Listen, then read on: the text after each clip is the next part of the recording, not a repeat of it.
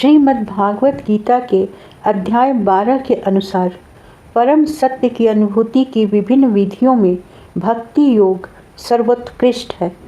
यदि कोई भगवान का सानिध्य चाहता है तो उसे भक्ति करनी चाहिए। इस अध्याय में अर्जुन श्री कृष्ण से पूछते हैं, जो आपकी सेवा में सदैव तत्पर रहते हैं या जो अव्यक्त निर्विशेष ब्रह्म की पूजा करते हैं, इन दोनों में से किसे अधिक पूर्ण या सिद्ध माना जाए। श्री कृष्ण भगवान कहते हैं, जो लोग अपने मन को मेरे साकार रूप में एकाग्र कर लेते हैं और अत्यंत श्रद्धापूर्वक मेरी पूजा करने में सदैव लगे रहते हैं, वे मेरे द्वारा परम सिद्ध माने जाते हैं। लेकिन जो लोग अपनी इंद्रियों को वश में करके तथा सबों के प्रति समभाव रखकर परम सत्य की निराकार कल्पना के अंतर्गत उस अव्यक्त की पूरी तरह से पूजा करते हैं, जो इंद्रियों की अनुभूति के परे हैं, सर्वव्यापी हैं, अकल्पनीय हैं, अपरिवर्तनीय हैं, अचल तथा ध्रुव हैं, वे समस्त लोगों के कल्याण में संलग्न रहकर अंततः मुझे प्राप्त करते हैं। जिन लोगों के मन परमेश्वर के अव्यक्त निराकार स्वरूप के प्रति आसक्त हैं, उनके लिए प्रगति कर पाना अत्यंत कष्टप्रद है। देहधारियों के लिए उस क्षेत्र में प्रगति कर पाना सदैव दुष्कर होता है। कृष्ण कहते हैं, जो अपने सारे कार्यों को मुझ में अर्पित करके तथा अविचलित भाव से मेरी भक्ति करते हुए मेरी पूजा करते हैं और अपने चित्तों को मुझ पर स्थिर करके निरंतर मेरा ध्यान करते हैं, उनके लिए हे पार्थ, मैं जन्म मृत्यु के सागर से शीघ्र उद्धार करने वाला हूँ। श्री भगवान कहते हैं, मुझ भगवान में अपने चित्त को स्थिर करो और अपनी सारी बुद्धि मुझ में लगाओ। इस प्रकार तुम निसंदेह मुझ में सदैव वास करोगे। हे अर्जुन, हे धनंजय, यदि तुम अपने चित्त को अविचल भाव से मुझ पर स्थिर नहीं कर सकते तो तुम भक्ति योग के विधि विधानों का पालन करो। इस प्रकार तुम मुझे प्राप्त करने की चाह उत्पन्न करो। यदि तुम भक्ति योग के विधि विधानों का भी अभ्यास नहीं कर सकते तो मेरे लिए कर्म करने का प्रयत्न करो, क्योंकि मेरे लिए कर्म करने से तुम पूर्ण अवस्था को प्राप्त होगे। किंतु यदि तुम मेरे इस भावनामृत में कर्म करने में असमर्थ हो तो तुम अपने कर्म के समस्त फलों का त्याग कर कर्म करने का तथा आत्मस्थित होने का प्रयत्न करो। यदि तुम यह अभ्यास नहीं कर सकते तो ज्ञान के अनुशीलन में लग जाओ, लेकिन ज्ञान से श्रेष्ठ ध्यान है और ध्यान से भी श्रेष्ठ कर्म फलों का परित्याग, क्योंकि ऐसे त्याग से मनुष्य को मन शांति प्राप्त हो सकती है।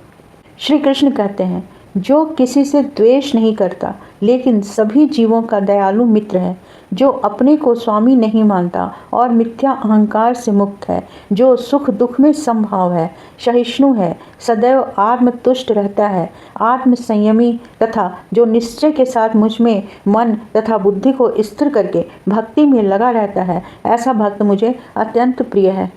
जिससे किसी को कष्ट नहीं पहुंचता तथा जो अन्य किसी के द्वारा विचलित नहीं किया जाता, जो सुख दुख में भय तथा चिंता में समभाव रहता है, वह मुझे अत्यंत प्रिय है।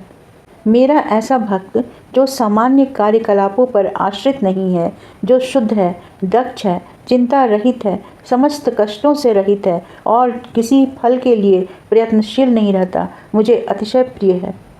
जो न कभी हर्षित होता है न शोक करता है, जो न कभी पछताता है न इच्छा करता है, तथा जो शुभ तथा अशुभ दोनों प्रकार की वस्तुओं का परित्याग कर देता है, ऐसा भक्त मुझे अत्यंत प्रिय है।